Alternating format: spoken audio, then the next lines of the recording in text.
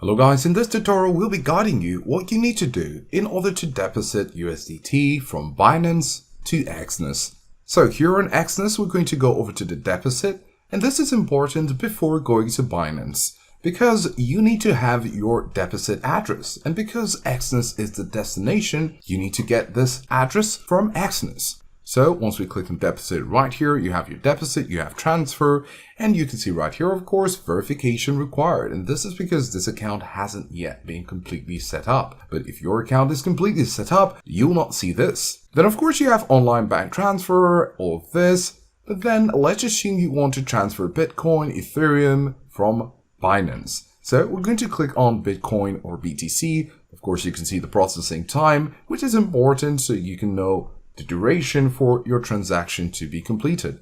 You could also see the fee and the limit between $10,000 to $200,000. So it's currently unavailable because, of course, again, we need to complete the verification. But like we mentioned, if you're done with that, this will be available to you. But these are the steps to follow. So once you click on the Bitcoin, you can see payment method and you can see the different cryptocurrencies right here. So once you select Bitcoin, for example, you'll be able to follow the on-screen instructions to get your Exness deposit address for Bitcoin. So once you get that address, it's usually going to be a QR code and an alphanumeric code for you to scan with your mobile device in order to avoid mistakes. Or you can simply copy it, open your Binance account on a new tab and paste the address, making sure that you're accurate with the address and the network you'll be using.